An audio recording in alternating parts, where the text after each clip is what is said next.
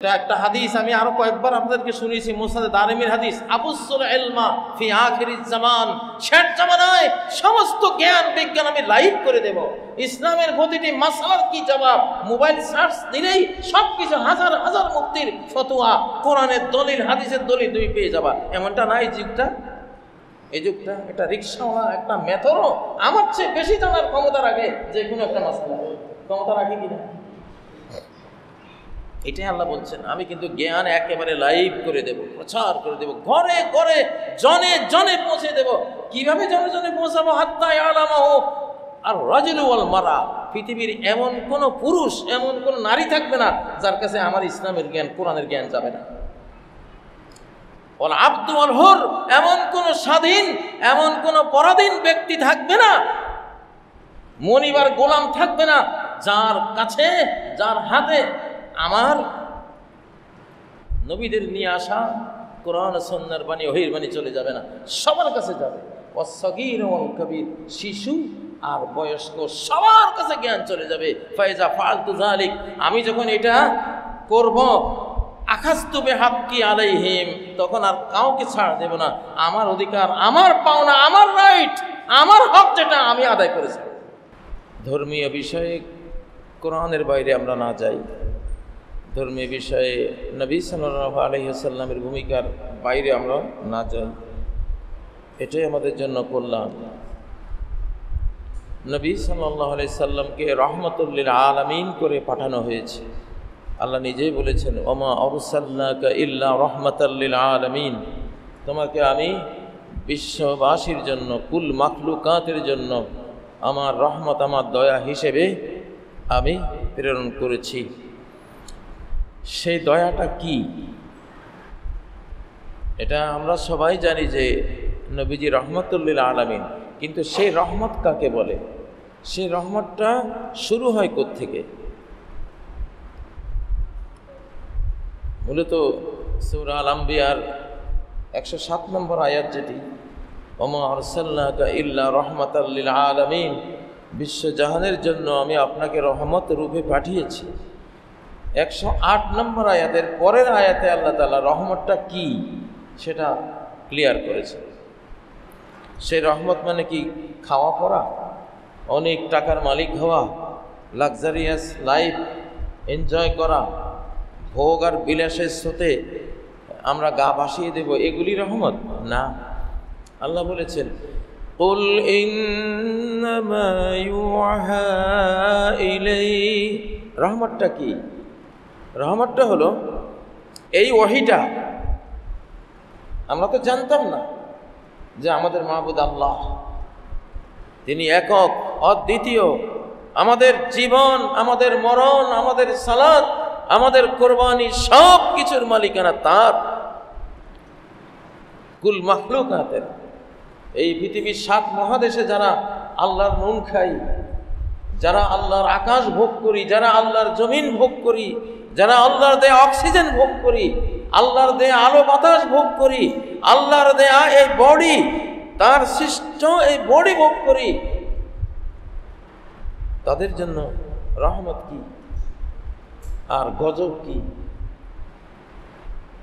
সূরা আল ফাতিহার আনআমতা আলাইহিম নিয়ামত কি, মাগদুব আলাইহিম গজবটা কি, দলিন বা গুমরাহিটা কি, সেটা আল্লাহ তাআলা সূরা আল আম্বিয়ার একেবারে শেষে গিয়া উল্লেখ করে দিয়েছেন, আমাদেরকে বুঝিয়ে দিয়েছেন যে এটা হলো আমার রহমত।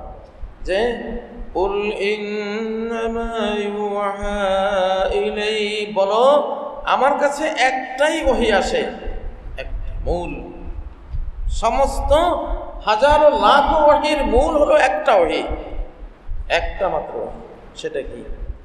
আন্নামা ইলাহুকুম ইলাহু ওয়াহিদ, তোমাদের ইলাহ, তোমাদের মাবুদ, তোমাদের মাহবুব, তোমাদের জীবনের লক্ষ্য উদ্দেশ্য, তোমাদের বন্ধু, ইলাহ মানে বন্ধু, তোমাদের বন্ধু এক সত্তা, দ্বিতীয় কোনো বন্ধু তোমাদের নাই।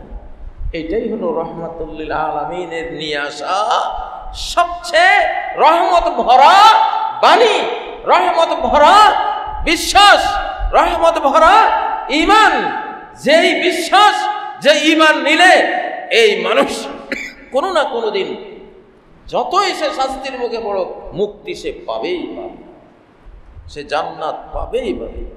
জান্নাতের অপর নাম রহমত, তাওহীদের অপর নাম, ইসলামের অপর নাম রহমত।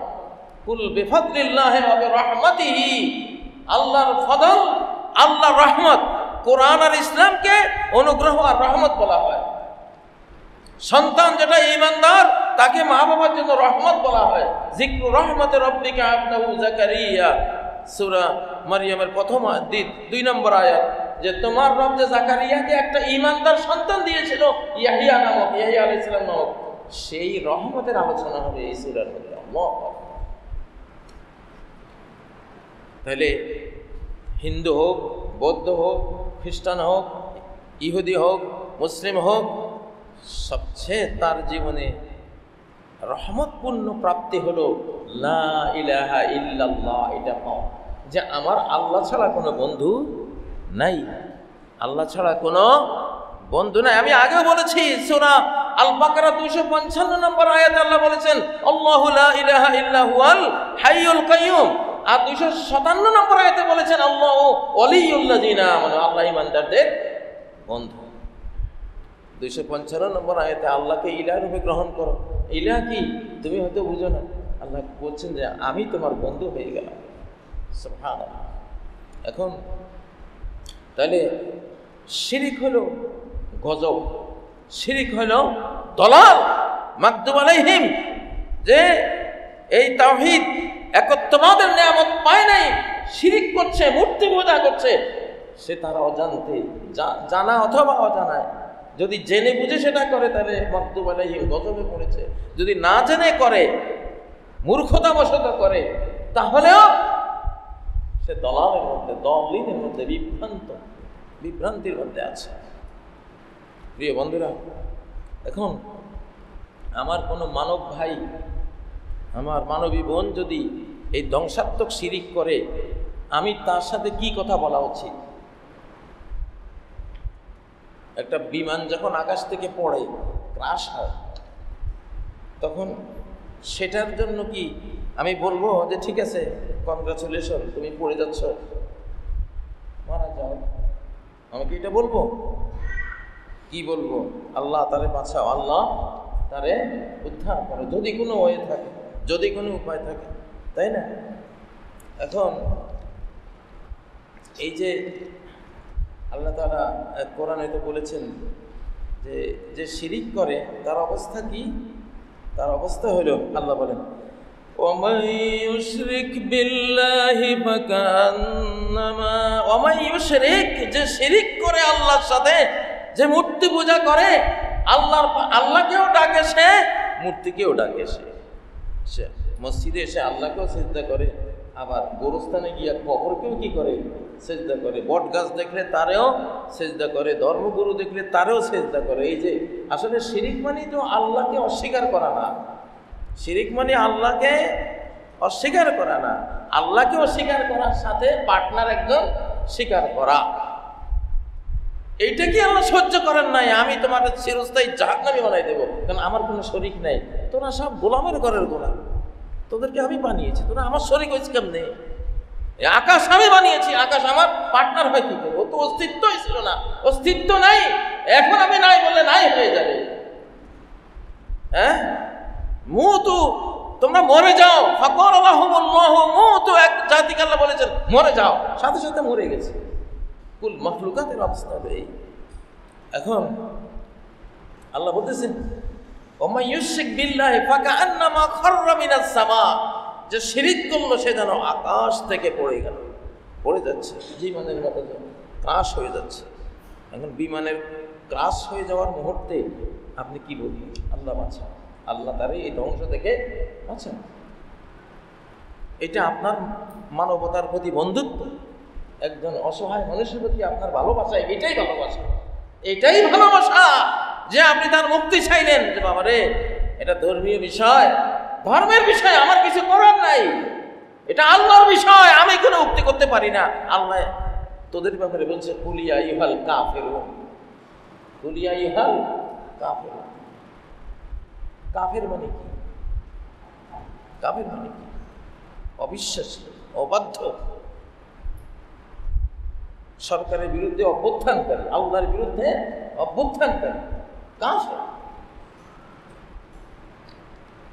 রোগীকে, ক্যান্সারের রোগীকে তুমি ক্যান্সারে আক্রান্ত হয়েছ এটা জেনে এটা না বলা ভালো না? ভাই তোমার ক্যান্সার হয়েছে, তুমি কিন্তু সতর্ক হও। কোনটা বলা হবে? অবশ্যই তো মানবতার দাবি দুইটা যে আমি সতর্ক করবো যে ভাই এটা কিন্তু চলে না। অমুসলিমদেরকে সম্বোধন করার এই সমস্যা তো আজকে নতুন না, এটা তো একেবারে নূহ আলাইহিস সালামের যুগ থেকে চলে আসছে। ওনারা কি সম্বোধন করেছে, ওনারা কি করেছেন, সারা কোরআনে কি বলছে? সব নবীরা বলছেন মা লাকুম মিন ইলাহিন গায়রু, আল্লাহ ছাড়া তোমাদের কোনো ইলাহ নাই। সতর্ক করে দিয়েছেন, খবরদার শিরকে যাইও না, আল্লাহ ছাড়বে না। তো এখানে বলছেন ফাকা আন্নামা খাররা মিনাস সামা, যে মূর্তি পূজা করছে সে আকাশ থেকে পড়ে গেল, ফাতাকতাবুহু তাইর, পাখিরা তাকে ছোঁ মেরে নিয়ে গেল, আও তাউই বিহি রিহু ফি মাকানিন সাহিক, অথবা বাতাস তাকে কোনো গভীর খাদে নিপতিত করে দিল, শেষ হয়ে গেল। শিরিক মানে শেষ হয়ে যাওয়া। এটা 31 নম্বর আয়াত সূরা আল হজ্জ, সূরা আল হজ্জ। আচ্ছা, এখন তাহলে শিরিক মানে আকাশ থেকে পড়া, শিরিক মানে সে ধ্বংস হয়ে যাওয়া।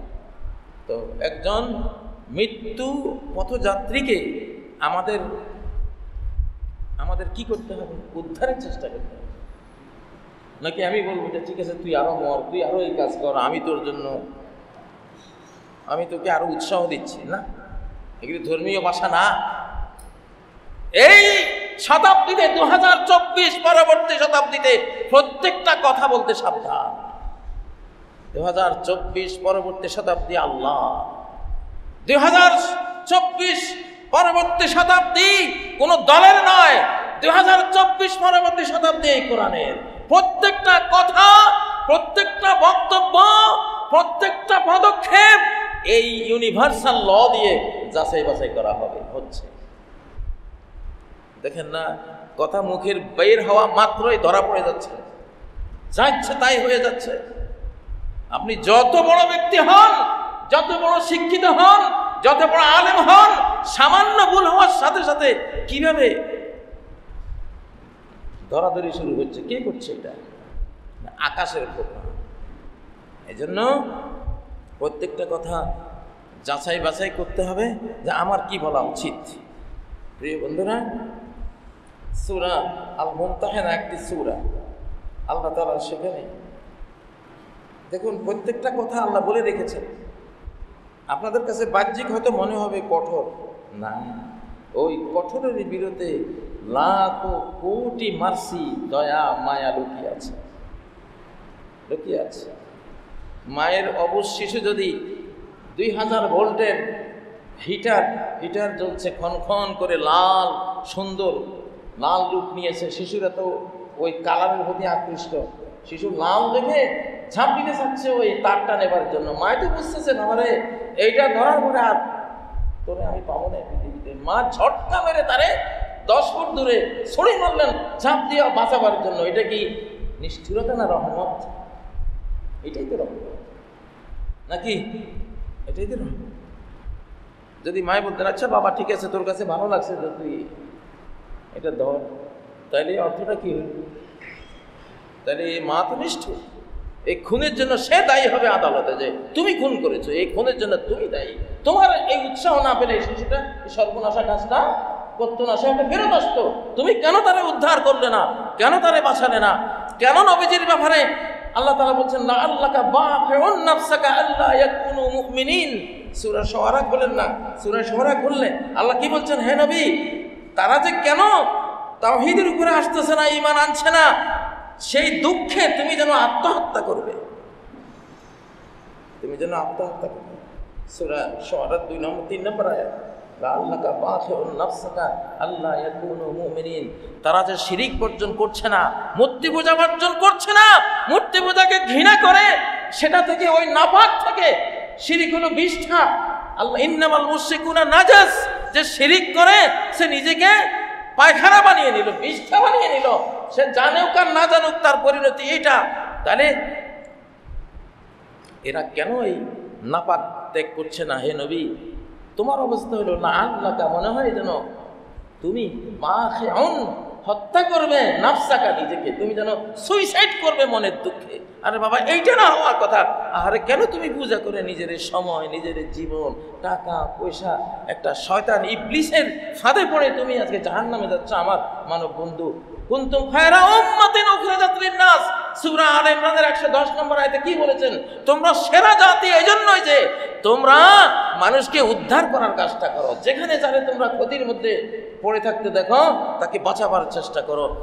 আবু হুরায়রা এর তাফসীরে বলেন, নবীজি বলেছেন, কুনতুম খায়রান নাস লিন-নাস তাতুনা বিহিম বিস-সালাসিল ওয়াল আগলাল ফাতুদখিলুহুমুল জান্নাহ। কত উত্তম জাতি তোমরা! যুদ্ধ করে যারা শিরিক করে ওদেরকে ধরে নিয়ে আসো, ধরে নিয়ে এসে জান্নাতে পাঠিয়ে দিচ্ছে। ধরে নিয়ে এসে কি করতেছে? তোমাদের পাশে থাকলে তো মুমিনের শক্তি দেখলে ওরা শক্তির ভক্ত, শক্তের ভক্ত। ওরা ঈমান আনার একটা বুঝ পায় যে না, তার এই শক্তিতে বোঝা যায় তার এই ধর্ম সত্য, না হলে এত ক্ষমতা আসলো করতে। তার তো বাহ্যিক কিছুই নেই, আমার তুলনায় তো তার সেই অস্ত্রও নাই, সেই সৈন্য বলও নাই, ধন বলও নাই। সবসময় কাফেরের তুলনায় মুমিনদের অস্ত্র কম থাকে। বদরের যুদ্ধে কি ছিল? তালুতের যুদ্ধে কি ছিল? 313 জন 1 লক্ষ বাহিনীকে পরাস্ত করেছে। কামিন ফিয়াতিন কালিলাতিন গালাবাত মিয়াতান কাসীরা, কত সামান্য ক্ষুদ্র দল কত বিশাল দলকে পরাস্ত করেছে বিইজনিল্লাহ, আল্লাহর অনুমোদন ক্রমে। সবসময় তো বেঈমানের তুলনায় ঈমানদারের সৈন্য কম থাকে। ওদের যদি থাকে 3 লাখ, এদের থাকে 30,000। এক যুদ্ধে খালিদ বিন ওয়ালিদ যুদ্ধ করেছেন 60,000-এর বিরুদ্ধে 60 জন। এই 60 জন যখন বিজয়ী হয়, তখন কোন বেঈমানের মোশরিকে, যে ঈমান নাই, তার কি বুঝতে বাকি থাকে যে এই শক্তি তো এদের অস্ত্রের না, এই শক্তি তো এদের গায়ের না? তাহলে কোন অদৃশ্য শক্তি এখানে ভর করেছিল? 60,000 লোক যুদ্ধ করে, সৈন্য যুদ্ধ করে 7 জনের সাথে 30,000 নিহত, বাকি 30,000 পলায়ন। ইসলামের ইতিহাসে তো এটা আছে। এই জন্য আল্লাহ তাআলা তো ক্লিয়ার আমাদেরকে বুঝিয়েছেন, একজনকে শিরিকে দেখলে আমার মন কাঁদতে হবে, আমার মনে বেদনা আসতে হবে, আমি মনে করবো সে তো আগুনে পড়ে গেল, এই মহাবিশ্বের মালিকের সাথে শরীক করে ফেলছে। উনি তো ইন্নাল্লাহ লা ইয়াগফিরু আন ইউশরাকা বিহি, তার সাথে কেউ পূজা করুক সৃষ্টিকে, এটা তিনি ক্ষমা করেন না। ক্ষমা না চাইলে ক্ষমা নাই, তওবা করে ফেরত না আসলে ক্ষমা নাই। এই শিরিক না করার ফজিলত কত বড়! বুখারী কিতাবুল হাসরের মধ্যে রয়েছে, কিয়ামতের ময়দানে যখন বিচার শেষে জাহান্নামে পড়ে যাবে, তখন চিরস্থায়ী জাহান্নামীরা এক ধরনের লোক, কোটি কোটি লোক তখন জাহান্নামে থাকবে, যারা জীবনে একবার লা ইলাহা ইল্লাল্লাহ বলেছিল, আল্লাহ ছাড়া কোনো বন্ধু নাই, একবার বলছিল, আর কোনো নামাজও পড়ে নাই, রোজাও পাওয়া যায় না, মুহাম্মদুর রাসূলুল্লাহকে তারা পরিচয় পায় নাই, কোনো নবীরও পরিচয় পায় নাই, শুধু আল্লাহর একটু পরিচয় পেয়েছে। এখন নবী সাল্লাল্লাহু আলাইহি ওয়াসাল্লাম যখন কিয়ামতের ময়দানে আল্লাহকে বলবেন, ইজাল্লি ফি মান ক্বালা লা ইলাহা ইল্লাল্লাহ, লা ইলাহা ইল্লাল্লাহ একবার মুখে যে আনছে আল্লাহ, এখন তাকে সুপারিশ করে জাহান্নাম থেকে মুক্ত করার আমাকে অনুমতি দেন আপনি। আল্লাহ বলবেন, ইয়া মুহাম্মদ হাযা লাইসা ইলাইক, এটা তোমার দায়িত্ব না, কারণ সেটা তোমারও পরিচয় পায় নাই, শুধু আমাকে একটু চিনছে একবার। আর কাফের বলতেছে, চিরস্থায়ী জাহান্নামীরা বলতেছে, কি তুই তো জীবনে একবার লা ইলাহা ইল্লাল্লাহ পড়েছিলি, তাহলে কি লাভ করলি? আমরাও চিরস্থায়ী জাহান্নামী, তুই তো চিরস্থায়ী জাহান্নামী। আল্লাহ শুনে বললেন, ওয়া ইজ্জতি ওয়া জালালি, আমার ইজ্জত, আমার পরাক্রমের কসম, লা উখরিজান্না মিনান নার মান ক্বালা লা ইলাহা ইল্লাল্লাহ, আমি অবশ্যই জাহান্নাম থেকে বের করব যে লা ইলাহা ইল্লাল্লাহ বলেছে। অন্য বর্ণনায় আছে, ওয়ালাউ মাররাতান ফি দারি, জীবনে একবার হলেও আমি তারে বের করে আনব। শিরিক না করার ফজিলতটা কি? জীবনে আল্লাহর সাথে কোনো শরীক নাই, লা ইলাহা ইল্লাল্লাহ একটা একমাত্র তুমিই বন্ধু, আমার আর কোনো বন্ধু নাই, তুমি ফ্রেন্ড, আর কোনো ফ্রেন্ড নাই, তুমি মাহবুব মাহবুব মাকসুদ সব, আর কোনো কেউ এরকম নাই, তুমি আমার ওয়ালি, তুমি আমার বন্ধু। এই কথাটা যে একবার বলেছে জীবনে, কত বড় ফজিলত! তাওহীদের ফজিলতটা কত বড়! হিশাম ইবনুল মুগীরা কোটি কোটি টাকা দান করেছে জাহিলি যুগে। আয়েশা বললেন, ইয়া রাসূলুল্লাহ, হিশাম ইবনুল মুগীরা আপনি তো জানতেন সে কত বড় সমাজসেবী, তার এসব সমাজসেবা কি পরকালে কাজ দেবে? নবীজি বললেন, আয়েশা, লাম ইয়াকুল ইয়াওমান কাত্তু রব্বিগফিরলি খাতিয়াতি ইয়াউমাদ্দিন। আয়েশা, যদি তার আমলনামায় একদিনও এটা সে বলতে পাওয়া যেত যে সে বলছে, হে রব, বিচার দিবসে আমারে ক্ষমা করে দিও, এই একটা বার যদি পাওয়া যেত, কাজ হয়ে গেছিল, সে বেঁচে যেত। কিন্তু একবারও তার আমলনামায় এটা পাওয়া যায় না। তাহলে শিরিক কত ভয়াবহ ক্ষতিকর জিনিস, আর আল্লাহর একত্ববাদ কত বড় উপকারী জিনিস। এই জাতীয় বর্ণনায় গোটা কোরআন তো ভরা। আচ্ছা, সূরা আল মুমতাহিনায় আল্লাহ কি বলছে? 4 নম্বর আয়াত, قد كانت لكم أسوة حسنة في إبراهيم والذين معه। তোমাদের জন্য উত্তম আদর্শ রয়েছে শিরিককারীদের সাথে, অমুসলিমদের সাথে, যারা ইসলামে এখনো তৌফিক পায়নি, তাদের সাথে কি ধরনের কথা বলবো, এটা বলার, এই কি বিহেভিয়ার, কি ব্যবহার করবা, এটা শিখবা হযরত ইব্রাহিম আলাইহিস সালাম এবং ওনার সাথীদের থেকে। বর্তমানে ইসলাম, ইহুদি ধর্ম, খ্রিস্টান ধর্ম, এগুলোকে আব্রাহামিক ধর্ম বলা হয়। আব্রাহামিক, আপনারা মুখেও শুনবেন উনি আব্রাহামিক ধর্মের কথা বলেন। আসলে 3 ধর্ম, ঈসা আলাইহিস সালামেরটা ওইটাও ইসলাম, মুহাম্মদ সাল্লাল্লাহু আলাইহি সাল্লামের নিয়ে আসা ওইটাও ইসলাম, মুসা আলাইহিস সালামেরটা ওইটাও কি ইসলাম ধর্মে, ইসলাম ধর্মে। কিন্তু এগুলির ধর্মীয় পিতাকে হযরতে ইব্রাহিম আলাইহিস সালাম, মিল্লাতা আবিকুম ইব্রাহিম, মিল্লাতা আবিকুম ইব্রাহিম। এটা এখন আল্লাহ কি বলছেন? এদের মধ্যে আদর্শ, এদের থেকে শিখো। যখন তারা বলল তাদের জাতিকে, ইন্না বুরাআউ মিনকুম, তোমরা যে শিরিক করছো, আমরা এই শিরিকের সাথে আমাদের কোনো সম্পর্ক নাই। বুরা মানে কাটাপ, সম্পর্ক কাটাপ করলাম তোমাদের থেকে, কারণ তোমরা শিরিক করছো, সর্বনাশের পথে নিজে চিরস্থায়ী জাহান্নামী হয়ে যাচ্ছ। আমি তোমাকে এই কাজে সাহায্য করতে পারি না, এটা আমার মানবতায় দেয় না। তোমার আমি সর্বনাশ করি, এটা আমার মানবতায় দেয় না। অতএব তুমি যাতে বুঝো তুমি খারাপের মধ্যে আছো, তুমি ধ্বংসের মধ্যে আছো, তুমি বরবাদের মধ্যে আছো, ডিজাস্টারের মধ্যে আছো, এটা কেমনে বুঝাবো? এটা বুঝাবার আমার একটা পদ্ধতি হলো, আমাদের পদ্ধতি হলো, তোমাদের থেকে সম্পর্ক ছিন্ন করে দিলাম, যাতে ভয়াবহতা তুমি বুঝতে পারো যে এরা কেন ছিন্ন করলো। এদের সাথে ব্যবসায়িক কত স্বার্থ আছে, আমার সাথে সম্পর্ক করলে এদের কত ব্যবসা বাণিজ্য হবে, কত শিল্প উন্নতির সিস্টেম হবে, এরা কত হয়তো আমার হেল্পও পাবে, তাই না? আমি অনেক পাওয়ারফুল, তারা তো আমার থেকে অনেক কিছু পাইতো। ব্যাপারটা কি? এরা হীনবল, দুর্বল, টাকা পয়সা নাই, পাওয়ার নাই, কিন্তু এই লোকগুলি আমার সাথে কথা কইতে রাজি না। আমার মতো এমন পাওয়ারফুল একটা মানুষ, তাহলে এখন এই শিরিকওয়ালা একটা চিন্তা করতে বাধ্য হবে না? ব্যাপারটা কি, কি আছে এর ভিতরে? ইন্না বুরাউ মিনকুম ওয়া মিম্মা তা'বুদুনা মিন দুনিল্লাহ, আল্লাহরে বাদ দিয়া যেগুলির পূজা করো এগুলি থেকেও আমরা সম্পর্ক শতভাগ ছিন্ন করলাম, পুরোপুরি ছিন্ন করলাম, কোনো সম্পর্ক নাই।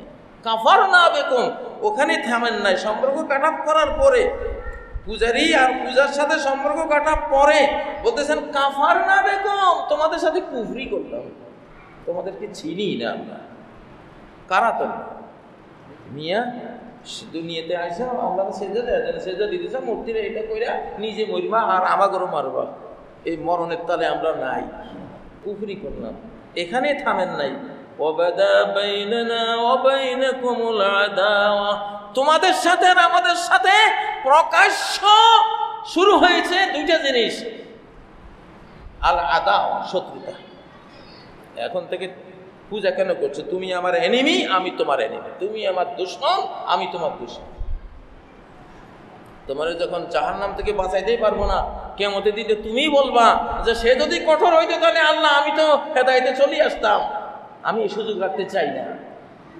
তোমার সাথে আমি কুফরি করলাম, তোমার সাথে আমার প্রকাশ্য দুশমনি ডিক্লার দিয়ে দিলাম। শুধু মুখের দুশমনি না, অল বাগদা, হৃদয়ের ঘৃণা, ঘৃণাও তোমার সাথে আমি ডিক্লার করে দিলাম, তোমরা আমি ঘৃণা করি, তোমাকে আমি কি করি? ঘৃণা করি। কতদিন?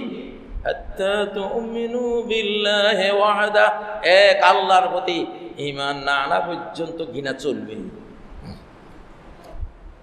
আমি তোমাকে মুক্ত করেই ছাড়বো, এই সিদ্ধান্ত আমার, ইনশাআল্লাহ, যদি কপালে তোমার হেদায়েত থাকে। আমার রুক্ষতা কঠোরতা দেখে আমি কেন কঠোর হলাম? নিশ্চয় আমি কিছু জানি যে তোমার কি সর্বনাশটা হচ্ছে। না জেনে তো আমি খামাখা তোমার সাথে আমার পারিবারিক বন্ধন নাই, তোমার সাথে ব্যবসায়িক সম্পর্ক ছিন্ন করতেছি, তোমার সাথে আমি আমার সামাজিক সম্পর্ক ছিন্ন করতেছি। তুমি কত পাওয়ারফুল, আমি দুর্বল, তোমার আক্রমণের আমি কিনা করে আশঙ্কা আমি কিনে নিচ্ছি। কেন করতেছি? তুমি একটু চিন্তা করো। আচ্ছা, কেউ মূর্তি পূজায় পড়ে গেলে মুমিন শুধু তাকে একটা কথা বলতে পারে, লা আস্তাগফিরুল্লাহ লাক, আমি তোমার জন্য আল্লাহর কাছে ক্ষমা চাই, তোমার জন্য আল্লাহর কাছে ক্ষমা চাই। কিন্তু শিরিক করার অবস্থায় আল্লাহ তাআলা এইটারও পারমিশন রহিত করে দিলেন। যে ইব্রাহিম যে তার পিতাকে বলেছিল লা আস্তাগফিরুল্লাহ লাক, এই পিতা আজর, আমি তোমার জন্য আল্লাহর কাছে ক্ষমা করব, আল্লাহ বলছেন আমি কেটে দিলাম। ইব্রাহিমের সব কিছুতে আদর্শ আছে। ইব্রাহিমের এই লা আস্তাগফিরুল্লাহ লাকা, সে আজর তুমি মূর্তি বানাইবা, মূর্তি পূজা করবা, আর আমি বলছি বাবা তো, বাবার প্রতি আমার মায়া স্নেহ শ্রদ্ধা, আমি তোমার জন্য আল্লাহর কাছে ক্ষমা চাইবো। আল্লাহ কয় ইব্রাহিমের এই কথা আদর্শের বাইরে চলে গেছে, ইব্রাহিমের এই কথা মানা যাবে না। 4 নম্বর আয়াত সূরা মুমতাহিনার। তাহলে কি বুঝলেন? আমি যদি কাজী ইব্রাহিম, আমি যদি কোনো শিরিক অবস্থায় যে তুমি মূর্তি পূজা করে যাও আর আমি মাপ চেয়ে যাব আমি বলি, তাহলে আপনাদের উচিত কি? আমার এই কথা কাট অফ। আল্লাহ কেটে দিয়েছে। পাপের জন্য পুতের ইস্তেগফার আল্লাহ কবুল করেন নাই, তুমি বড় জোর পারতা ইস্তেগফার করতা। আল্লাহ কয় না, সে শিরিক থেকে ফেরত না আসলে ইস্তেগফারেরও কোনো পারমিশন নাই তোমার। আদর্শ থেকে এটা কেটে দিয়েছেন। এই ক্ষেত্রে ইব্রাহিম মডেল না, সে যে মুশরিক পিতার জন্য ক্ষমা চেয়েছেন, ক্ষমাটুকু চাওয়ার অধিকার নাই আপনার। আপনি যদি ক্ষমার ঊর্ধ্বে আরো অনেক কিছু চান, তাহলে কি অবস্থাটা হবে? বাবারে, আমি কারো দোষ চর্চা করি না। আমাদের এই শতাব্দীতে খুব সাবধান, এই শতাব্দী আগের শতাব্দী না। প্রত্যেকটা কথা ফিল্টারিং হয়ে যাবে আকাশ থেকে। কি বললেন সাথে সাথে ধরা। আগে এরকম কথা বলে যুগের পর যুগ চলে গেছে, ধরা পড়ি নাই আমরা, কেউ ধরা পড়ে না। এই যুগটা এত সিরিয়াস, মুখ খুলবেন পরক্ষণে দেখবেন যে শুরু হয়ে গেছে আমার বিরুদ্ধে কিয়ামত। এটা আকাশ থেকে হচ্ছে। কোত্থেকে? আকাশ থেকে। আপনি কে? হু আর ইউ? আপনার কোনো পরিচিতি, আপনার কোনো পাওয়ার, আপনার কোনো ক্ষমতা, কোনো কিছুই আর এই যুগে কাজে আসবে না। কোরআন হাতে বলতে হবে। তাই ইব্রাহিম আলাইহিস সালাম ক্ষমা চাইয়াও বিপদে পড়লেন। ক্ষমা চাইয়াও কি, আপনি যদি ক্ষমার বাইরে আরো উপরের কিছু আপনি বলেন চান, তাহলে কি ধরাটা খাইলেন আল্লাহর কাছে, কি সর্বনাশটা নিজের হলো, জাতির হবে, এবং এটা কেউ বিশ্বাস করলে তার হবে, বুঝতে তো হবে। যেহেতু এটা নবীদের বিজয়ের শতাব্দী, নবীদের রেখে যাওয়া কোরআনের বিজয়ের শতাব্দী, নবীদের রেখে যাওয়া ইসলামের বিজয়ের শতাব্দী, এই জন্য নবীদের থেকে আদর্শ এনে বলতে হবে, ওনাদের ভাষায় কথা বলতে হবে, ওনাদের ভাষায় কথা বলতে হবে। না হলে কি হবে জানেন? হাতি গেল রসাতল, ছাগি বলে কত জল। হাতি গেল রসাতল, ছাগি বলে কত জল। কেউ পার পাবে না, কেউ না। বিশ্বই চেঞ্জ হয়ে গেছে। রব্বানা আলাইকা তাওয়াক্কালনা ওয়া ইলাইকা আনাবনা ওয়া ইলাইকাল মাসির। ইব্রাহিম আর তার সঙ্গীরা বলেছে, হে রব,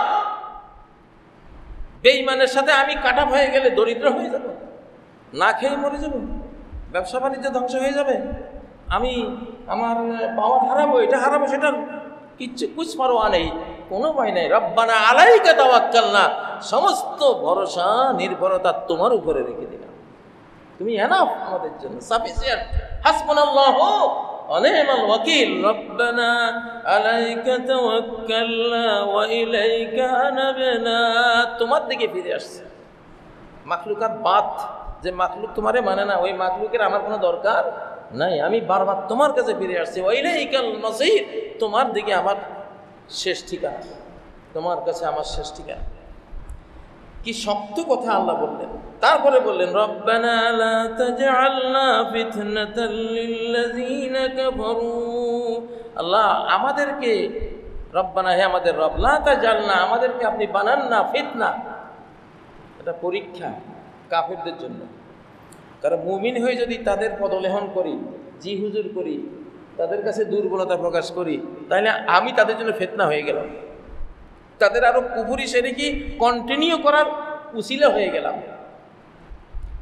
তারা ভাববে যে না, উনি যখন আমাদেরকে এত ভালোই বলতেছে, তাহলে তো কাজ তো খারাপ না আমাদের। তো এই প্রস্তাবিত দিছিল কুলিয়া ইউহাল কাফিরুনের নাযিল হওয়ার প্রেক্ষাপট কি? মুহাম্মদ তুমি এক বছর আমাদের গুলিরে ভালো কও, আমাদের মূর্তিগুলিরে তুমি একটু ভালো কও, ধন্যবাদ দাও, মারহাবা দাও, পারলে দুই চারটা মূর্তিরে তুমি সেজদা দাও, আর আগামী বছর আমরা তোমার আল্লাহরে সেজদা দেব। দরকার কি রে ভাই?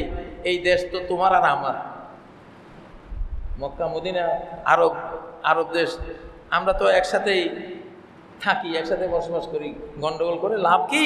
তাহলে তুমি এক বছর আমারটার পূজা করো, আর আমি আরেক বছর তোমারটার কি করবো? পূজা করবো। প্রস্তাব দিছিল কিনা? আল্লাহ কি নাযিল করলেন? কাফের বলে দে, আমারে না মানা পর্যন্ত তুই কিসের আমার মুহাম্মদ সাল্লাল্লাহু আলাইহি ওয়াসাল্লামের সাথে তুই বন্ধুত্ব করবি? আমি দেব না। আইয়াত্তাকিযু ইবাদি মিন দুনি আউলিয়া, আমারে কাট অফ করে আমার মনে কষ্ট দিয়ে তোমরা মুসলমানদের খুশি করতে চাইবা, এই সুযোগ আমার কাছে নাই, আমি দেব না। হযরত মুয়াবিয়া লিখছিলেন আয়েশার কাছে, উনি আমির হওয়ার পরে, আয়েশা আমাকে একটা উপদেশ দেন, খুব সংক্ষিপ্ত, লম্বা দিয়ে। কি বলছিলেন? মানিল তামাসা রিদাল্লাহি বিসাখাতিন নাস কাফাহুল্লাহু মাউনাতান নাস, যে মানুষ নাখোশ হবে, শিরকের বিরুদ্ধে কথা বললে পূজারীরা সবাই আমার উপর নাখোশ হবে, আমি জানি কিনা? আপনি জানেন কিনা? আপনি যদি বলেন ভাই পূজা, তোমার প্রতি আমার ইনসাফ থাকবে, তুমি আমার দেশের নাগরিক, তুমি পূজা করছো, এটা তোমার ধর্ম, তাই না? তো এটা আমি তোমাকে এটাতে সমর্থন দেব না, কারণ আমার ধর্ম। তোমার ধর্ম হলো পূজা করা, আর আমার ধর্ম হলো পূজাকে সমর্থন না দেয়া, আল্লাহর পূজার সমর্থন দেয়া। এটা ধর্ম ভাই, এটা যার যার ধর্ম তার তার। এখানে ভাই তুমি আমার দোষী সাব্যস্ত করতে পারো, আমার কিছু করার নাই। ধর্ম এখানে আমার উপরে তলোয়ার ঝুলে রাখছে, আমার শেষ করে দিবে আকাশ থেকে, ঠিক না? লা আ'বুদু মা তা'বুদুন, তুমি যেগুলির ইবাদত করে, ইবাদত মানে তো ভালোবাসা, পূজা, ভালোবাসতে বাসতে বাসতে একবারে নমস্কার, একবারে পূজাকারী হয়ে যাওয়া। তো এই পূজা ইবাদত তো তুমি যেগুলির পূজা করো, আমি সেগুলির পূজা করব না, করি নাই, ভবিষ্যতেও করবো না। কি ক্লিয়ার? কোনো একবার বলছেন লা আ'বুদু মা তা'বুদুন ওয়ালা আনতুম আ'বিদুনা মা আ'বুদ ওয়ালা আনা আ'বিদু মা আ'বাদতুম ওয়ালা আনতুম আ'বিদুনা মা আ'বুদ। 4 বার একটা কথা, আপনি কোরআনে একটা আইন 4 বার উল্লেখ করা, যেখানে একবার এনাফ ছিল, 4 বার উল্লেখ করা মানে কি? কত ভয়াবহ বিষয়। এরপরও থামেন নাই, লাকুম দীনুকুম ওয়ালিয়া দীন, তোমার ধর্ম তোমার কাছে মিয়া, আমার ধর্ম আমার কাছে। মিলিতে যাইও না, গোলাতে যাইও না, তুমি তোমারটা করো গা, আমি ইনসাফ করবো, তোমার জুলুম করবো না, তোমার মারতে যাবো না, আমি তোমার হিট করতে যাবো না, তোমাকে আমি বলবো না যে তুমি এটা করতে পারো না এখানে, কারণ এটা আখেরাতে বিচার হবে, আখেরাতে বিচার হবে। আমরা এতটুকু বলতে পারি, ইনসাফ, জাস্টিস। আমি যদি সালাত করার অধিকার রাখি, তুমি তোমারটা করার অধিকার তোমার আছে, বিশ্বে এটা স্বীকৃতি আছে। বাট আখেরাতে বিচার হবে, সঠিকটা কি, ভুলটা কি, ধর্ম শুদ্ধ হলে জান্নাত, অশুদ্ধ হলে জাহান্নাম। ক্লিয়ার? আচ্ছা, এইখানে আল্লাহ বলছেন যে আল্লাহ শিখাচ্ছেন মুমিনরা এমন দুর্বল হয়েও না, তোমার দুর্বলতা তোমার ইসলামকে হিট করে বসে, তোমার ইসলামে আসলে ভালো ধর্ম না, এইটা বুঝাই বসে কাফিরদের অন্তরে। তুমি এমন পাওয়ার নিয়ে থাকবা, এমন ব্যক্তিত্ব নিয়ে থাকবা, এমন সাহস শক্তি নিয়ে থাকবা, যাতে তারা বুঝতে পারে যে না, ইসলাম অবশ্যই সত্য, না হলে এত পাওয়ার পাই করতে গেলে। এটা তো বাহ্যিক তেমন কিছু নেই, ওয়াগফির লানা রব্বানা, আমাদের ক্ষমা করেন, ইন্নাকা আনতাল আজিজুল হাকিম, আপনি মহা পরাক্রমশালী, আপনি মহাবিজ্ঞানী। আচ্ছা, এরপরে একটা অত্যন্ত সুসংবাদ আল্লাহ দিলেন। কি সুসংবাদ? এটা হলো 4 নম্বর আয়াত গেল, 5 নম্বর গেল, 6 নম্বর আয়াত গেল। সময় যেহেতু কম, আমি একটু সংক্ষেপ করছি। 7 নম্বর আয়াতে গিয়ে আল্লাহ বললেন, এই যে তুমি দুশমনী করলা, অবশ্যই যারা শিরিক করে সবার সাথে তো তোমার দেয়া নেয়া নাই। বুলাবালা সাধারণ জনগণ, তারা তো শিরিক করতেছে, কি করতেছে, ওদের সাথে তোমার দেয়া নেয়া নাই। লিডার প্রকৃতি যারা, তাদের সাথে তোমাদের একটু কথার কাটাকাটি হতে পারে, একটু ফাইট হতে পারে, দুশমনির ডিক্লারেশন দিতে হতে পারে। তুমি যদি আমি আল্লাহকে খুশি করার জন্য আমার সৃষ্টির মন বেজার করো, আমি আল্লাহ দায়িত্ব নেব যে আমার খুশিটাও তুমি পেলা, আমার সৃষ্টির কেউ তোমার উপরে বেজার থাকবে, তোমারে খারাপ পাবে, তার অন্তর জগতে আমি এই সুযোগ রাখবো না, তারে তোমার বন্ধু আমি বানাই দিতে পারি। আমার জন্য তুমি শত্রুতা করো, আমি তো দেখবো শত্রুরে তোমার আমি মিত্র বানিয়ে দেবো ইনশাআল্লাহ। তাহলে ওইটা কি, আপনি ছোট হইলে ওরা জীবনেও আর কোনোদিন আপনার মিত্র। আল্লাহ বলবেন যে তুই যখন আমার মনে কষ্ট দিয়েছিস, হ্যাঁ, আমি একটা এক্সাম্পল দিই, আপনার বাবার বিরুদ্ধে আপনার বাড়ির পাশে বিশাল ঢাকঢোল পিটিয়ে কোটি কোটি টাকা খরচ করে, আপনার বাবা চোর ছিল, আপনার বাবা ডাকাত, আপনার বাবা খারাপ, আপনার বাবার কোনো কিচ্ছু নাই, এই জায়গা জমি জমিদারি সব এইখানে যাকে প্রশংসা করা হচ্ছে তার আপনার বাবা জবরদস্তি করেছে, আপনার বাবার বিরুদ্ধে এত বড় আয়োজন কোটি টাকার। আপনি যদি সেখানে ফুল দিতে যান আপনার বাবার সামনে, আপনার বাবা দেখতেছে আপনি বাবার ভূত, আপনি বাবার শত্রুদের অনুষ্ঠানে, হ্যাঁ, বাবাকে উৎখাত করার অনুষ্ঠানে আপনি ফুল দিলেন, আপনার বাবা তখন কি করবে? আপনার মতো ভূতের পিতৃত্ব উনি স্বীকার করবে? কোনো বাবা স্বীকার করে? স্বীকার করে না। আর এই যুগের বাবা তো মোটেও না। এই যদি বাবার কতটুকু অধিকার আছে পুত্রের উপরে, এইটুকুতে তার মনে যদি এত ব্যথা লাগে যে আল্লাহ আপনার সমস্ত কিছু দেয়। আল্লাহ বলেন যে কি বিশাল একটা বিপত্তি আর বিপর্যয়ের মধ্যে আমি আর আমার সৃষ্টি, আখলুকু ওয়ায়াবুদু গায়রি, সৃষ্টি করি আমি, সে পূজা করে আরেকজনের। আরযুকু ওয়ায়াশকুরু গায়রি, খাওয়াই আমি আর সে মাথা নত করে শুকরিয়া আদায় করে আরেকজনের। আল্লাহর মনে কত ব্যথা। আপনি যদি এই ব্যথাটা বুঝেন, আল্লাহর এই ব্যথার দুঃখটা বুঝেন যে শিরিক করলে আমি দুঃখ পাই, কি আছে না আমার, কি নাই আমার। এই পৃথিবী থেকে 13 লক্ষ পৃথিবীর সমান সূর্য আমারে সেজদা করে, বিলিয়ন ট্রিলিয়ন ট্রিলিয়ন গ্রহ তারা আমারে সেজদা করে। একজন ফেরেশতার কত বড় পাওয়ার, গোটা বিশ্ব উল্টে দিতে পারে, তারা আমারে সেজদা করে। তারা দুর্বল মানুষ, আমারে বাদ দিয়ে তোরা মূর্তি বানাইয়া তোরা হেগুড়িরে সেজদা করস আমার সামনে, আমি দেখতেছি। তো তুমি যদি আল্লাহর এই দুঃখটা বুঝে শিরকের বিরুদ্ধে থাকো, তাদের সাথে কুফরি করো, প্রকাশ্য ডিক্লার দাও না আমরা এটাতে একমত না, এটাতে আমরা তোমাদের বিরোধী, তোমাদের শত্রু, তোমাদের এনিমি, তোমাদেরকে ঘৃণা করি শিরকের ক্ষেত্রে পূজা, এটা আমরা করি না। আল্লাহ বলেন আমি দায়িত্ব নিলাম। আসাল্লাহু, আল্লাহ যখন আশা করা যায় এটা বলেন, এর মানে হলো নিশ্চিত। যারা মহান বিপুল অনন্ত ক্ষমতার মালিক, সে তো একটু আশা দিলে ওইটাই তো বাস্তব।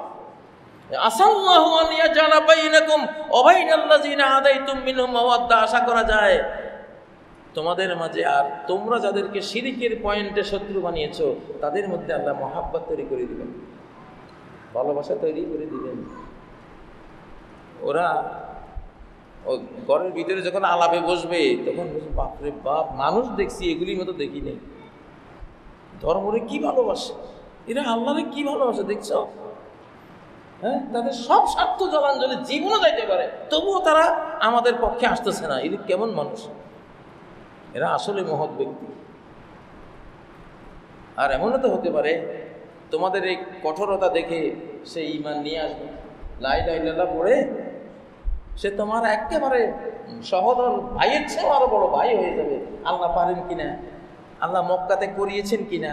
যেগুলি গেছে যুদ্ধ বিগ্রহে সেগুলিতে গেছে। যে আবু সুফিয়ান নবীজির বিরুদ্ধে যুদ্ধ করেছেন, সে আবু সুফিয়ান নবীজির পক্ষে জীবন দিচ্ছেন না, জীবন দেওয়ার মতো যুদ্ধে গেছেন না।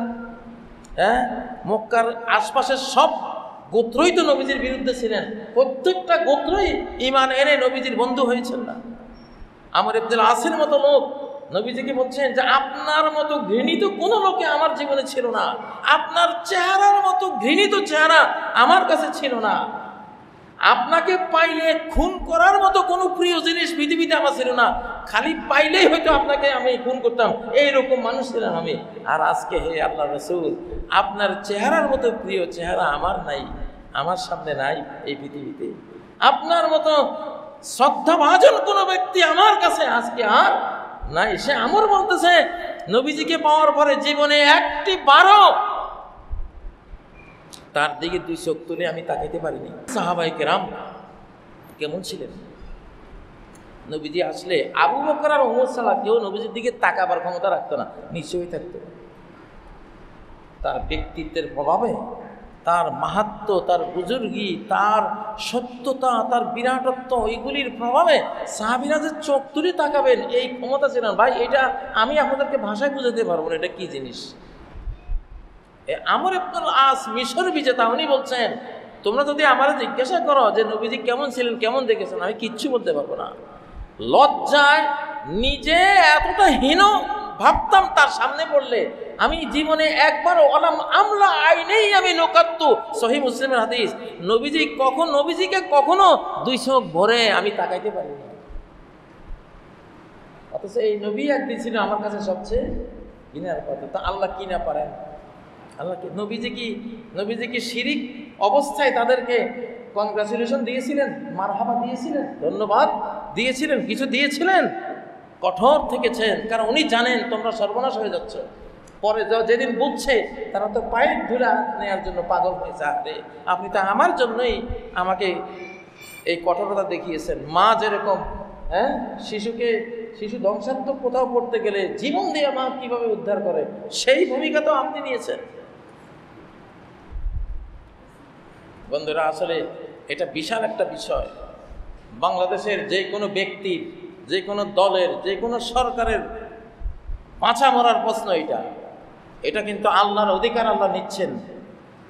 এটা একটা হাদিস আমি আরো কয়েকবার আপনাদেরকে শুনিয়েছি, মুসনাদে দারিমির হাদিস, আবুসুল ইলমা ফি আখিরিজ জামান, শেষ জামানায় সমস্ত জ্ঞান বিজ্ঞান আমি লাইভ করে দেব।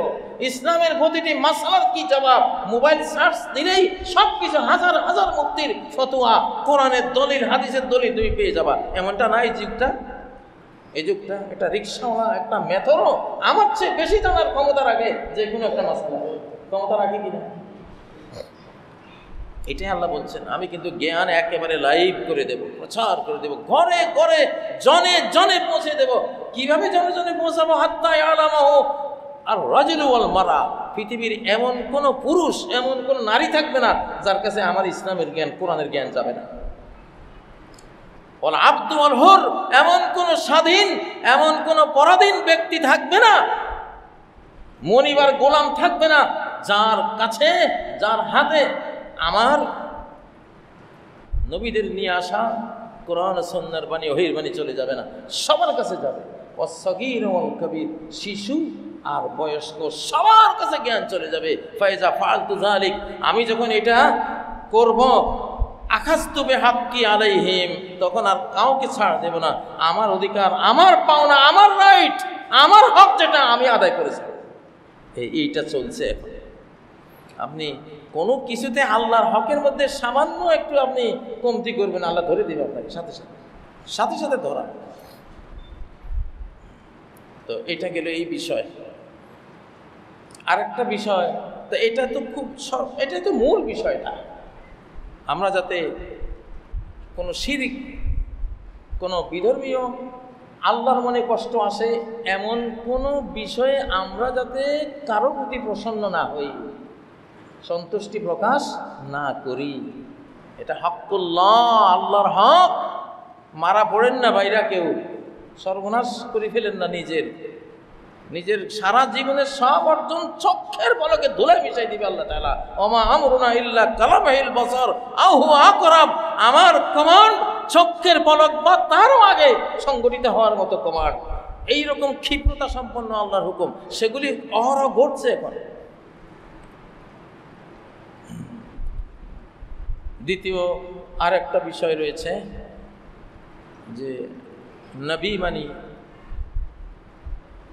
মানি কি, বাংলায় আমরা কি বলতে পারি, এটা নিয়ে অনেক তুলকালাম হচ্ছে। এখানে বলে রাখবো, যে কোনো আলেম সে একজন ভুলের ঊর্ধ্বে মানুষ না। যে কোনো ওয়াইজ, যে কোনো বক্তা, তার ভুল হতেই পারে, তার ভুল হতেই পারে। আমরা তো ভুল দিয়েও জান্নাত নেব, আমরা পাপ দিয়েও জান্নাত নেব আল্লাহর কাছ থেকে, যদি ঈমান থাকে। যদি ঈমান থাকে, পাপ দিয়েও জান্নাত নেব, আমরা পাপ দিয়েও সওয়াব নেব, পাপ দিয়েও জান্নাতের নিয়ামত নেব। সূরা আল ফুরকানের একবারে শেষ 2 পৃষ্ঠা পড়েন, সেখানে কতগুলি কথা আল্লাহ বলেছেন। একটা কথা হলো ইল্লা মান তাবা ওয়া আমানা, যে তওবা করবে, ও আমানা ঈমান আনবে, ও আমিলা আমালান সালিহা, এবং সৎ কাজ করবে। অতীত জীবনে সে অনেক কিছু খারাপ করেছে, হয়তো 70 বছর সে মূর্তি পূজাই করেছে, হয়তো ডাকাতি করেছে, খুন খারাপি করেছে, অনেক কিছু করেছে, হেন গুনাহ না যেটা করে নাই, করেছে, কিন্তু পরে সে ফিরে এসেছে, সে ঈমান এনেছে, এখন সে সৎ হয়েছে। আল্লাহ বলেন ফাউলাইকা, এরা কেমন, ইউবাদদিলুল্লাহু সাইয়্যাতিহিম হাসানাত, এদের সমস্ত পাপকে আল্লাহ পুণ্যে রূপান্তরিত করবেন, এদের সমস্ত পাপকে পুণ্যে রূপান্তরিত করবেন। আল্লাহু আকবার। আল্লাহ কেমন দয়ালু, কেমন রহমতওয়ালা তিনি। তাহলে ভুল তো হতে পারে। मौकूफ जुर्म ही पर करम का ज़हूर था, बंदे अगर कसूर न करते कसूर था। মানুষ যদি গুনাহ না করতো, এটাও বড় গুনাহ হইতো। মানুষ গুনাহ করার ক্ষমতা না রাখলে মানুষ জাতিটারে আল্লাহ ভ্যানিশ করে দিতেন, অন্য জাতি বানাইতেন যারা গুনাহ করতো। ফায়াজনিবুন ফায়াস্তাগফিরুন, আল্লাহর কাছে ক্ষমা চাইতে, ফায়াগফিরুল্লাহু লাহু, আল্লাহ ক্ষমা করতেন। আল্লাহ তো এমন। তা আলেম ভুল করতে পারে কি পারে না? আদম আলাইহিস সালাম আমাদের সবার বাবা, ভুল করেছেন কি করেন নাই? ভুল হয়েছে না? ও আসা আদম রাব্বাহু, আদম তার রবের নাফরমানি করে বসেছিল, পাগাওয়া গোমরা হয়ে গিয়েছিল। সুম্মা তাবা আলাইহি, পরে আবার আল্লাহ তার তওবা কবুল করেছেন, ও হাদা, তারে হেদায়েত করেছে। ঠিক না? শয়তান ভুল করে বলেছে আনা খায়রুম মিনহু, আমি উত্তম। আমার ইগো, তুমি আমার ইগো স্বীকার না করলে তো আমি তার সেজদা করতে পারি না। আর আদম ভুল করে বলেন রব্বানা যালামনা আনফুসানা ওয়া ইল্লাম তাগফির লানা। এটাই তো মানুষ। এখন নবীর অনুবাদ করতে গিয়া যা বলা হয়েছে, সাংবাদিক, কেউ সংবাদ বাহক, আসলে এগুলি সাধারণ আলোচনায় করে ফেলে। তবে এই যুগে এটাও আর না করা উচিত। এই যুগটা বড় সেন্সিটিভ। আসলে নবুয়ত মানে হলো সুমহান সংবাদ, আর নবুয়ত সুমহান সংবাদ। কয়েকটা জিনিস, 4টা জিনিস যেখানে থাকবে। নবী যেই সংবাদ বহন করেন সেটা অত্যন্ত উচ্চাঙ্গীন সংবাদ, মহাজাগতিক কোনো ইনফরমেশন। 2, সেটা যেমন খুব সুমহান সংবাদ, তেমন মানব জীবনে সবচেয়ে গুরুত্বপূর্ণ সংবাদ। এগুলি ছাড়া মানুষের জীবন নাই। মানুষ দুনিয়াও হারাবে, আখিরাতও হারাবে, এমন গুরুত্বপূর্ণ, এমন গুরুত্বপূর্ণ। 3 নম্বর, নবী মানি যে সংবাদ বহন করেন না, সেই সংবাদটা হলো যে সংবাদ শুনলে তাদের সত্যতা, তাদের মানবতা, তাদের বংশীয় উচ্চতা, তাদের সারা জীবনের ত্যাগ তিতিক্ষা দেখে যে কোনো মানুষ তার সংবাদটা শুনে মাত্রই তার একটা এলম অর্জন হয় যে না, এই কথা একটা সত্যতা আছে। তাদের সংবাদ, মহান সংবাদ দিয়ে এলম অর্জন হয়, জ্ঞান অর্জন হয় যে না, এটা বিশ্বাস করতে বাধ্য মানুষ, চিন্তা করলে বিশ্বাস করবে। 4, কেউ যদি একেবারে খাঁটি এলেম সে তার নিজের দোষে সে অর্জন করতে না পারলো, একটা মেজরিটি ধারণা হলেও তার ভিতরে আসবে যে না, একটু দেখি না, উনি যে বলছে কথাটা তো ফেললাম না। তো এইরকম মহান সংবাদ যারা বহন করেন এদেরকে আরবিতে বলে নবী, ফার্সিতে বলে পয়গাম্বর। পয়গাম্বর, পয়গাম্বর কথাটা শুনেন নাই? পয়গাম মানে সংবাদ, বর মানে বাহক, সংবাদ বাহক। পয়গাম ফার্সিতে খুব গুরুত্বপূর্ণ সংবাদ, সরকারি কোনো বার্তা, বড় কোনো অর্ডার, খুব অত্যন্ত গুরুত্বপূর্ণ, অত্যন্ত আজিমুসান সংবাদকে পয়গাম বলে। তো সেটা যারা বহন করে তাদেরকে বর পয়গাম্বর মানে পয়গাম বহন করেনেওয়ালা। তো আমরা বাংলা ভাষাতে নবীকে নবী বলাই উত্তম, এগুলি অনুবাদ না করাই ভালো। কে না বুঝে নবী মানে কি, কে না বুঝে বলেন? এক বাঙালি না মক্কা শরীফ গেছে হজ করতে, যাইয়া হজ করে এসে সে মন্তব্য করলো, সৌদি আরবে দেখলাম সব কিছু আরবি, শুধু আজানটা বাংলা। শুধু আজানটা কি বাংলা। কথা তো ঠিকই কইছে, কারণ আসলে নবী, আল্লাহ, রাসূল এগুলির অর্থ এগুলিতে সবাই বুঝিয়ে কি বোঝানো হচ্ছে। সালাত মানে কি, রোজা মানে কি, সিয়াম মানে কি, হজ মানে কি, জাকাত মানে কি, এগুলি বাংলা ভাষার সাথে মিশে গেছে না। এগুলি অনুবাদ না করাই নবী নবী বাস, রাসূল রাসূল। হ্যাঁ, আপনি তাফসীর বুঝা দিতে পারেন। আমি যেভাবে আরবি অভিধান থেকে 4টা বিষয় নিয়ে আসলাম, যে খুব মহান সংবাদ হলে সেটা এখানে নবীর মধ্যে সেই মহান সংবাদের মাহাত্ম্য এখানে আসতে হবে। 2, গুরুত্ব, অত্যন্ত গুরুত্বপূর্ণ এটা আসতে হবে। 3, ইলম অর্জন হয়ে যাবে এমন ইনফরমেশন। 4, অন্তত বেঈমানির কারণে তারা ইলম অর্জন না হলেও অন্তত মেজরিটি ধারণা তৈরি হবে যে না, এটা শোনার মতো একটা জিনিস, এটা নিয়ে আমি চিন্তা ভাবনা করা উচিত। একটা শক্তিশালী ধারণা, এটাও তো আখিরাতে নাজাতের জন্য ইনশাআল্লাহ কাজ দেবে। তো এই যে বিষয়গুলো নবী বলে এই বিষয়গুলি ব্যাখ্যা করে দিলে, তাহলে এই যুগটা ইনফরমেশনের যুগ, সিরিয়াস ইনফরমেশনের যুগ। তো আগের মতো এটা কথাবার্তা আসলে সবাইকে সতর্ক হইতে হবে। আমি যে বললাম আমার আবার কে কোনখান থেকে কোন দোষ ধরে, এটা তো যা হোক, যেই দোষগুলি মানুষ ইচ্ছা করেই করে না, যেগুলি হয়তো স্বাভাবিক কথার কথা বলেছে, সেগুলি ধরাধরি করাটা ঠিক না। সেগুলিতে আপনি বড় জোর বলে দিবেন যে না, এইটা কথাটা আসলে এইভাবে বললে বেশি ভালো হবে, বা আমাদের এই শতাব্দী অত্যন্ত সেন্সিটিভ শতাব্দী, এখানে আমরা এইভাবে আগের মতো না, একটু আরো রুট লেভেল থেকে জ্ঞানগুলো এনে আমরা বলার চেষ্টা করব ইনশাআল্লাহ। তো এই একটা বিষয় ছিল। এটার জন্য আবার কিন্তু উনি কাফের হয়ে গেছেন, উনি তারপরে বেঈমান হয়ে গেছেন, এগুলি যারা বলবে তারা আরো বড় অপরাধী। কারণ আলেমদেরকে কথায় কথায় কাফের ফতোয়া দেওয়া, বেঈমান বলা, এগুলি যায় না। মানুষ যখন তার নিজের জ্ঞানের সীমানার ভিতরে না থাকার কারণে একটা কথা বলে ফেলছে, সেই কথাটা হয়তো বলা উচিত হয়নি, এই জন্য সে আল্লাহর কাছে ক্ষমা চাইবে, আল্লাহ ক্ষমা করে দেবে। বা নাসিয়া ওয়ালাম নাজিদ লাহু আজমা, আদম যে ভুলটা করেছেন নাসিয়া, ভুলবশত করেছেন, ওয়ালাম নাজিদ লাহু আজমা, সে সংকল্প করে ওটা বলে নাই, ওটা করে নাই। আর এখানে তো সূরা বাকারা সর্বশেষ 286 নম্বর আয়াতটা কি, রব্বানা লা তুআখিযনা ইন নাসিনা, হে রব আপনি কোনো শাস্তি দেন না যদি আমরা ভুলে যাই, স্মরণে না থাকার কারণে কোনো ভুল করে ফেলি, আও আখতানা, অথবা আমার জ্ঞানগত ত্রুটির কারণে আমি এটা রং কাজ বা কথা বলে ফেলেছি, আপনি কোনো পাকড়াও করেন না। আল্লাহ বলছেন কাদ ফাআলতু, যাও, আমি তোমাদেরকে এই জন্য পাকড়াও করবো না। এই জন্য তো আপনি রমজানের রোজা রেখেছেন, মনে নাই, পেট ভরে ভাত খেয়েছেন দুপুরবেলায়, 1 ঘন্টা পরে মনে হচ্ছে কিরে কি করলাম। এখন নবীজির কাছে মাসলা গেলে উনি বললেন যে ইন্নামা আতামাহুল্লাহু ওয়াসাকা, আল্লাহ তারে খাওয়াইছে, আল্লাহ তারে পান করেছে, তোমার জলেকা এরকম, তোমার এত হিংসা কামিয়া, তার রোজাও হয়েছে, খাওয়া হয়েছে। আমরা তো ওই জাতিটা নাকি, ওই জাতি, ভুল হতে পারে, গলতি হতে পারে, আল্লাহ এর উপরে কোনো আমাদেরকে ধরবেন না, গ্যারান্টি দেওয়া একবারে। সূরা আল বাকারার সর্বশেষ আয়াতটা, রব্বানা লা তুআখিযনা ইন নাসিনা আও আখতানা, আল্লাহ আমাদের তৌফিক দান করুন, সহনশীল থাকার তৌফিক দিন। সুবহানাকাল্লাহুম্মা ওয়া বিহামদিকা আশহাদু আল্লা ইলাহা ইল্লা আনতা আস্তাগফিরুকা ওয়া আতুবু ইলাইক।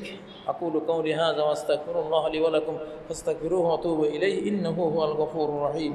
আলহামদুলিল্লাহ আল্লাযী বাল্লাগানা আল হুজ্জাতাল বালিগাহ ওয়াল বুরহানাল কাওয়িম أعوذ بالله من الشيطان الرجيم بسم الله الرحمن الرحيم إن الله وملائكته يصلون على النبي يا أيها الذين آمنوا صلوا عليه وسلموا تسليما اللهم صل وسلم وبارك على عبدك وحبيبك محمد وعلى آله وصحبه وبارك عليهم أجمعين عباد الله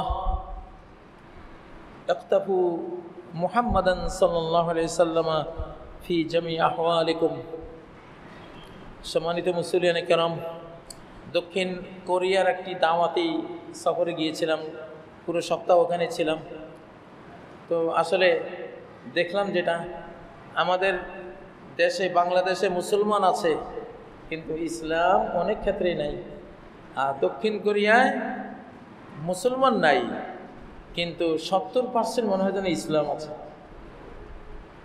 মুসলমান নাই খুব কম কিন্তু ইসলাম আছে, তাদের আচরণে, তাদের কথায়, তাদের কাজে অধিকাংশ ক্ষেত্রে ইসলাম আছে। কিছু শুধু পারিবারিক নারী পুরুষের মাসলা মাসাইল, কি খাবে কি না খাবে, এইসব ক্ষেত্রে তারা ভিন্ন লাইনে চলে যায় সাধারণত। কিন্তু দেখলাম রাস্তায় গিয়ে দেখলাম ড্রাইভারের সিট এই পাশে, মানে গাড়িটা ডান পাশে চলছে, সবাই তার নিজের ডান পাশে চলবে। গোটা ইসলামটাই হলো ডানপন্থার ইসলাম, গোটা মুসলিম উম্মাটাই হলো ডানপন্থী উম্মা। এবং নবীজির ব্যাপারে আছে ইউহিব্বুত তায়াম্মুনা ফি শানিহি কুল্লি, তার জীবনের প্রত্যেকটা মহৎ কাজে ডানকে পছন্দ করতেন। ফি তহুরি, ওযুর ক্ষেত্রে প্রথমে ডান হাত না, মসজিদে ঢুকতে প্রথমে ডান হাত না, খাওয়ার সময় ডান হাত না, তাহলে তিনি তার ওযুর মধ্যে ডান, তায়াম্মুনিহি তহুরিহি ও তারাজ্জুলিহি, মাথা আশ্রাইতে গেল মাথার ডান ভাগটা আগে আশ্রাতেন। ফি তহুরিহি ও তারাজ্জুলিহি ফি শানিহি কুল্লিহি, সকল কাজে ডান। আমরা এই দেশে বাংলাদেশের একটা বৃহত্তম মুসলিম দেশ, সব বাম দিকে আমরা গাড়ি চালাই, বাম দিকে চালাই। ডান দিকে গেলে রং, ডান দিকে অ্যাক্সিডেন্ট হলে আপনি রং করলেন, তাহলে কত বড় আমরা কি সংস্কার করলাম আমরা। আসলে 24 পরবর্তী বাংলাদেশ সংস্কার হওয়া উচিত। আমি বাংলাদেশ সরকারকে দাবি করব যে অবশ্যই এটা তো নবীজির সুন্নাহ, আজকে অমুসলিমরাই সুন্নাহ পালন করছে। আমরা এই লাইফ স্টাইল ওদের মধ্যে আছে, আমাদের মধ্যে নাই। কেমন কথা এটা? মনটা খুব দুঃখ পেলাম যে আরে ওরা ইসলাম পায় নাই, অথচ নবীজির এত বড় একটা তার ইসলামী যেই কালচার দিয়ে তো একটা জাতির পরিচয় হয়। তাহলে আমাদের কালচারে কি আছে? আমরা বাম, এখনো বাম তো বাম, কে জানি এটা কোন লোক, কোন বদ লোক এই বাম আমাদেরকে শিখিয়ে গেছে। জাহান্নামী কালচার, সংস্কার তো হতে হবে। ওদেরকে দেখলাম ওরা সন্ধ্যার পরে 8:30 9টার মধ্যে সবাই ঘুমিয়ে পড়ে। কি সুন্দর নবীজির সুন্নাহ, তার লাইফ স্টাইল। হ্যাঁ, গানা ইউহিব্বু ইয়াকরাহু নাওমা কাবলাহা, এশার আগে ঘুম যাওয়াকে অপছন্দ করতেন, এশার পরে কথা বলাকে অপছন্দ করতেন, ঘুম। এই একটা তাদের মধ্যে ইসলামিক কালচার দেখলাম। আবার শেষ রাতে জেগে উঠে, ভোরে কোনো ঘুমটুম নাই, শেষ রাতে জেগে রেডি হয়ে ওরা কাজে চলে যায়। সকাল পুরা সরগরম ওদের সব কিছু। আর আমাদের বাংলাদেশে এখন তো সকালবেলায় হাঁটতে বের হলে ভয় লাগে, কেউ নেই। তা আমরা কি মুসলিম হলাম? এগুলিতে এইসব কালচার চেঞ্জ করতে কি কোনো বাধা আছে? কেউ বাধা দেবে? সারা বিশ্ব আমাদেরকে স্বাগত জানাবে, এটা আমাদের কালচার। আবার খাবার দাবারও তারা মাগরিব, নবীজি সারা জীবন মাগরিব টাইমে খেয়ে ফেলছেন, রাতের খাবার মাগরিবের আগে পরে, এই টাইমে খাবার শেষ। আমরা শিশুকালে এই কালচার আমরা পেয়েছিলাম, মাগরিবের আগে খেয়ে ফেলতাম। এটা কত বড় স্বাস্থ্যকর জিনিস, কত বড় মেডিকেল সায়েন্স এটাকে স্বীকার করে। নবীজি সারা জীবনের সুন্নাহ, সারা কোরআন হাদিসে এটা আছে। তো এইভাবে বহু ইসলামিক কালচার ওদের মধ্যে দেখলাম। সবচেয়ে বড় কালচারটা দেখলাম খাদ্যে কোনো ভেজাল নাই, কোনো কসমেটিক্সে কোনো ভেজাল নাই, কাপড়ে কোনো ভেজাল নাই, তাদের কোনো প্রোডাক্টে কোনো ভেজাল নাই। এই যে কত বড় একটা ইসলামিক কালচার, আর বাংলাদেশে আমরা কিসের মুসলমান ভাই? একটা জিনিস খাইতে গেলে ভয় লাগে যে এটা খাই বাঁচবো না মরবো। রংপুরে একদিন এক লোক আমারে বললো, হুজুর আপনারা তো করলা তিতা খাওয়ার ফজিলত বয়ান করেন, তিতা খাইয়ে আমার 2 চোখ শেষ হয়ে গেছে। কারণ হয়তো আগের দিন বিষ দিছে, স্প্রে করছে, বিষ দিয়েই পরের দিন বাজারে তুলছে, বেচারা ওই করলা কিনে খাইয়া 2টা চোখে হারাইছে। এটাই তো আমাদের দেশ। কলার ট্রাক একটু আগে দেখলাম ঢুকলো, কালো একবারে, এখনো পাকতে আরো 2 মাস লাগবে, এইরকম বয়সের কাঁচা কলা ঢুকলো, কিছুক্ষণ পরে দেখি যে লালে লাল। শোনেন, সরকারের উচিত মৃত্যুদণ্ড দেওয়া। এসব যারা জেনোসাইড করতেছে, খাদ্যদ্রব্যে ভেজাল দিয়া, বিষ দিয়া জাতি হত্যার কাজ করতেছে, এগুলির শাস্তি মৃত্যুদণ্ড হওয়া উচিত। দুর্নীতিবাজদের শাস্তি, ইরান চীনে যেমন এক মন্ত্রীর ফাঁসি হয়েছে, এদের ফাঁসি হওয়া উচিত। তারপরে কোথায় দেখলাম না, একটা খাঁচার মধ্যে দুর্নীতিবাজদেরকে ঢুকাইয়া খালি ডুবাইতেছে, আর বাপ, এটা কোন দেশ জানি, শ্রীলঙ্কা না জানি কোথায়, দুর্নীতি, নেপাল, এরকম হওয়া উচিত। ইসলামই তো শিখিয়েছে এগুলি। আমাদের সরকারকে বলবো, শোনেন, এই সরকার অন্তত 5টা বছর থাকলে এই জাতির কিছু হবে ইনশাআল্লাহ। নির্বাচন কারা চায়? গত 3 টার্মে 3টা নির্বাচন দেখছি, তো দেখলাম না, চোরেরা চায়, চোর। আমি ক্ষমতায় আসতে হবে, অহংকারী বেটা, তুই ক্ষমতায় আসলে কি হবে?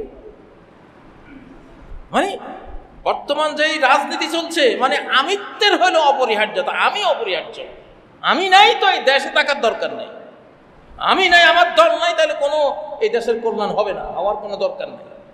এই যে অহংকার এক জাররা যার হৃদয়ে আছে, আল্লাহ তারে জাহান্নামে ফেলে দিবে। লা ইয়াদখুলুল জান্নাহ মান কানা ফি কলবিহি মিসকালু যাররাতিন মিন কিবির। সহিহ মুসলিম কিতাবুল ঈমান পড়ে দেখুন, যার অন্তরে এক জাররা অহংকার আছে, আমি অপরিহার্য। আব্রাহাম লিঙ্কনের গণতন্ত্র কি? আমি অপরিহার্য, আমি ছাড়া কোনো উপায় নাই, আমি না থাকলে তোমার কোনো আর কিছু দরকারই নেই। আমিগুলি দেখেছি না আমরা, 15 বছর 16 বছর আমিগুলি দেখেছি না, আর আমি দরকার নাই। আল্লাহ যাকে ক্ষমতা দিচ্ছে, 1 ভোটে নির্বাচন হয়ে গেছে। কয় ভোটে? 1 ভোট, 1 সমর্থনে নির্বাচন হয়ে গেছে। কে দিছে এটা? আকাশের মালিক দিছে। আমি জানি না এই 1 ভোটের প্রভাব কি আগামী 5 বছর থাকবে, না আরো 50 বছর থাকবে, থাকতে হতে পারে। এই যুগটা অত সহজ না। কলা না যায় আপনি ছিলে মুখে দিলেন, খেয়ে ফেলেন না, এই যুগ বুঝা কারো পক্ষে সম্ভব না। এই কোরআনের রাত দিনের কোনো পাঠক, গবেষক, বিশেষজ্ঞ হওয়া ছাড়া কিচ্ছু বুঝবেন না। যেখানে পা দিবেন তলায় যাবেন, যেখানে পা দিবেন তলায় যাবেন, যেখানে পদক্ষেপ নেবেন তলায় যাবেন। দেশের উন্নয়নের রাজনীতি হওয়া দরকার। উন্নয়ন চাই, যারা উন্নয়ন চায় তারা নির্বাচন জিকির করে না। আরে বাবা, ঠিক আছে তো, একটা সরকার তো আছে, কত মরা 15 বছর মরতে একটা সরকার তো আছে। আরে বারে ওরে কিন্তু কাজ করতে দেশ না, আমি না হইলে হবে না। আমি তো ইবলিস কইছিল আনা খাইরুম মিনহু, আমি তো লাগবে, আমি তো উত্তম। যারা এখন রাজনীতির নির্বাচনের মাঠ গরম করছেন, সবগুলি তো আমিত্বের কথা। আমি যেহেতু ক্ষমতায় নাই, দেশ ভালো নাই। আমি বলবো, তুমি ক্ষমতা নাই দেখেই দেশ ভালো আছে। যে থাকলে ভালো হবে আল্লাহ জানেন না। 2024-এর 5ই আগস্ট যেটা হয়েছে, এটা কি জমিনের কারো ছিল? ডাইরেক্ট আল্লাহ। এখন এই ডাইরেক্ট কি আরো 5 বছর থাকবে, না আরো 50 বছর থাকবে, এটা উনি জানেন। আমরা আধ্যাত্মিক জগৎ থেকে সিগন্যাল দেব, আধ্যাত্মিক ওয়ার্ল্ড থেকে, কোরআনিক ওয়ার্ল্ড থেকে সিগন্যাল দেব যে কোন দিকে যাইতে হবে। আমরা নবীজির 1,24,000 নবী রাসূলের সমস্ত ইতিহাস ঘেটে সিগন্যাল দেব যে কোন দিকে যেতে হবে। আমাদের সিগন্যালের বাইরে যাইতে পারবেন না ইনশাআল্লাহ, কারণ আমরা মালিকের সিগন্যালগুলো বুঝি, মালিকের এলহামগুলো বুঝি, মালিকের আয়াতগুলি বুঝি, মালিকের নবী রেখে যাওয়া হাজার হাদিস। 40 বছর আমি তো ব্যক্তিগতভাবে শিক্ষকতা করেছি, সিগন্যালগুলো তো আমাদের জানা আছে। আপনারা পারবেন না কিছু করতে। দেশের উন্নয়ন করেন। দক্ষিণ কোরিয়া দেখছি, আপনারা কয়শো বছর আপনার প্রবাসী থাকবেন বাঙালিরা। দক্ষিণ কোরিয়ার মানুষও প্রবাস করত, শিখে দিকে এসে দেশটারে কোথায় নিয়ে গেছে। ওরা ছিল ওদের ভাগাড়, আবর্জনার ভাগাড় ছিল জাপানিদের। তারপরে বিভিন্ন বিশ্বযুদ্ধ যারা করেছে, থেকে কোথায় নিয়েছে, উন্নয়নের রাজনীতি করেছে, সবগুলি লোক ইঞ্জিনিয়ার। দেশ সরকারের উচিত বাইরে থেকে সব মেধাগুলো, প্রতিভাগুলি আনান, জাতিটারে উন্নত করেন। আর যারা নির্বাচনে ভোট চোর ছিল, ভোট চোরের কারুকার্য যারা করেছে, ভোট চুরির মেকানিজম যারা করেছে, সমস্ত চোরের বিচার হওয়ার পরে সৎ লোক, ভালো লোক, বিশ্বস্ত আমানতদার লোক দিয়ে নির্বাচন যদি হয়, যদি আল্লাহ দেন, তখন হবে ইনশাআল্লাহ। আল্লাহ তোমার কাছে দোয়া করে গেলাম, কোনো চোর যাতে বাংলাদেশে আর কোনোদিন নির্বাচনে বিজয়ী হয়ে আসতে না পারে। বলেন আমিন, আমিন। আর দেশের ভালো যারা চাও, উন্নয়ন চাও। খুব খারাপ লাগে এই যে বাংলাদেশি ভাইগুলি কি খায়, কি কোথায়, সারাদিন গোলামের মতো বিদেশে পড়ে আছে। বড় কষ্ট লাগে। মুসলিম জাতি, এই বাংলাদেশ বিশ্বের সেরা ধনী জাতি ছিল। ব্রিটিশরা এই দেশ দখল করার পরে সূর্য না ডোবা সাম্রাজ্য পেয়েছিল তারা এই দেশের ধন সম্পদ দিয়া, এই দেশের মেধা দিয়ে। সেই দেশ আমরা, আজকে আমরা কোথায়? খুব দুঃখ লাগে। দেশের উন্নয়ন চান যারা, উন্নয়ন চায় এরা এই নির্বাচন করে না। নির্বাচন করে কারা? নির্বাচন কারা জিকির করে আমি বড়, আমি না হলে দেশ হবে না। বেটা, তোমরাই তো দেশটারে রসাতলে নিয়ে গিয়েছিল। 29 লক্ষ কোটি টাকা খেয়েছে। আমার ব্যক্তিগতভাবে 50 কোটি টাকা খেয়েছে। আমার নিজের স্কুল আমার মালিকানা নেই। আমি 33% মালিক। বলে যে উনি গেস্ট টিচার, ওনার মালিকানা নেই। দলিলে আছে আমার সব অধিকার। তা আমি তো বলি, তো 29 লক্ষ কোটির সাথে আমার 50 কোটি মিলাও, আমারটাও খেয়েছে। এখানে যারা আছে হাত তুলে, সবাই হাত তুলবে যে আমারও খাইছে, ঠিক না?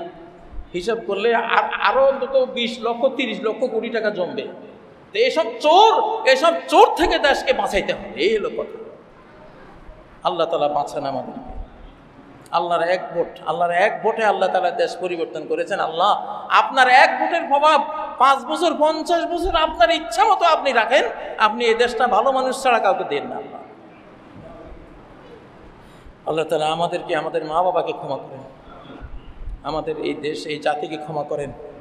আমরা বড় অপমানিত, লাঞ্ছিত, বড় পরাধীনতার শৃঙ্খলে নির্যাতিত, নিষ্পেষিত একটা জাতি আমাদের বুঝের বলে। আল্লাহ আমাদেরকে ভুল থেকে মুক্তি দান করেন।